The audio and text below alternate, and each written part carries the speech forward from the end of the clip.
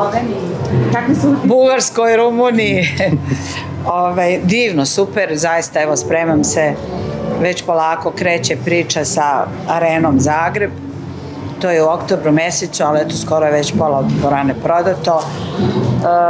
Ono što bih htjela da vam kažem kao neku ekskluzivnu vest, ne znam da li znate, da li ste čuli, ali kako ove godine slavim 40 godina od izlaska pesme Zoraje, u Londonu ću u zadnjoj nedelji maja snimiti u Abbey Roadu, čuvenom Abbey Roadu, kome su snimali Beatlesi, sa London Philharmonic Orkestra novu verziju Zore. Bravo, bravo. Kako je došla ponuda, kako je došlo do toga?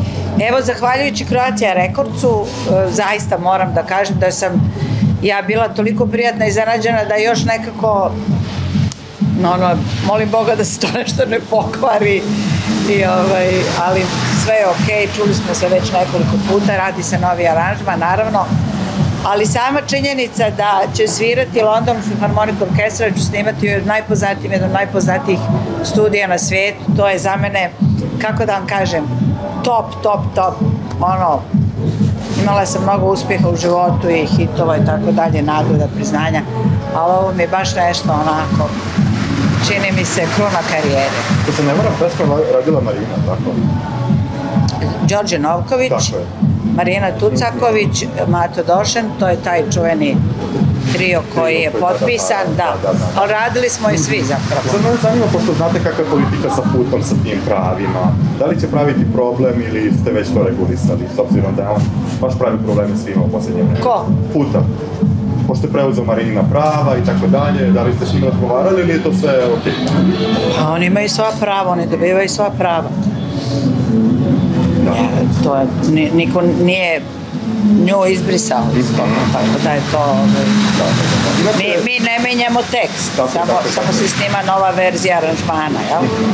Sad, podržavate mlade, bili ste gost kod Aleksandre Prijović, da li biste prihvatili poziv od još neke mlađe koleginice kada bi vas poznala? Tipa Teata Irović ili neko ko sad je aktualan?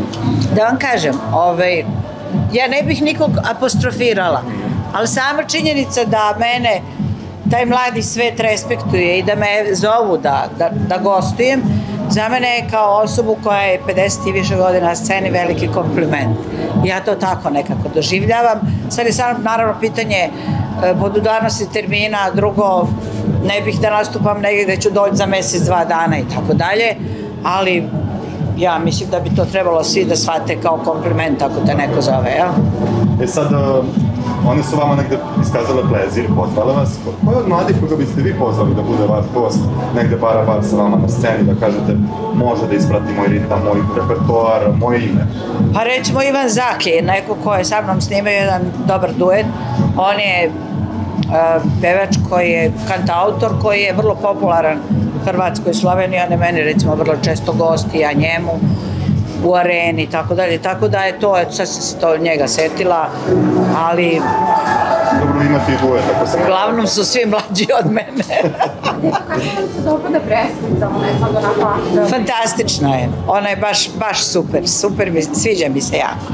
Da li ste čuli novi duet njeni od Saša Matića? Čula sam samo jedan delić, nisam čula celu pesmu, ali hoću u miru da je saslušam na YouTube-u, vidim da ima dosta pregleda i da je uspješna, ne sumnjam uopšte.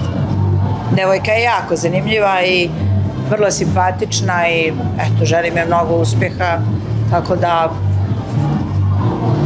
sve najbolje. Da li mislite da, evo još jedno pitanje, kada smo kod predstavice vidimo da ima sofisticiran imidž, negdje to sve negdje prati neka kulturna stvar, da li danas može da uspe mlada pevačica da nije polugola, da nije... Može, evo može, kako da ne. Ja mislim da je to ona baš odličan primjer u ostalom. Šta ja znam, mislim da se više na golotnju baš previše ne pravi posao. Naravno kad su devojke mlade i zgodne, zašto da ne, ali mislim da je prevashodna pesma ipak ta koja odlučuje da li je neko hit ili ne. Eto, pitala sam na Instagramu da je vaš odrio dres sa Lupe Modrića. Jeste, da.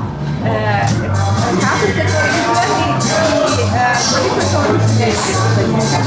Pa upoznala sam slučajno neke ljude na jednoj fešti na kojoj sam pevala, koji su se onako sprijateljili sa mnom i nešto reč po reč u priči. Ja se dotaknem, oni su hvalili mene kao osobu koja ne krije svoje godine, dobro izgleda, ima svoje unuke i tako, ja kažem da i tako.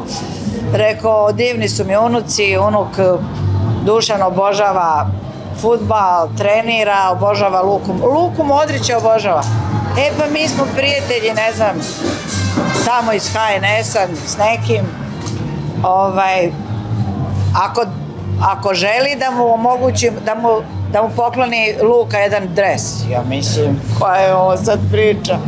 Nisam verovala stvarno i kad sam videla to kad su doneli, šta da vam kažem, mislim, Dule kada je počeo da otvara, on je odmah prepoznao vrećicu od HNS-a, ja nemam pojma ni te grbove ni ništa.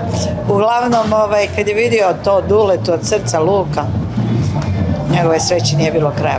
Baš voli i vrlo ceni i Luku i naravno Mbappea i tako. Šta bi vas moglo da obrade, evo da kažem, ako ste vidjeli unuka kako se raduje tako neke sitnici, šta je to što vas bi moglo? Oni mene obraduju kad mi dođe Dule i donese 5+ iz matematike, meni srce ko kuća. Ko kuća, zaista. Vrlo sam ponosna na njih, oni me obraduju i to je nešto što me istinski obraduju. Eto. Kao i ovi neki detalji iz male stvari, tako je. Pa mislim, eto, iz karijere, mislim da je imati takvu karijeru, biti zanimljiv ljudima u ovim godinama i sa veseljem i radošću to raditi, ja mislim da je to kompliment svakom, je li tako?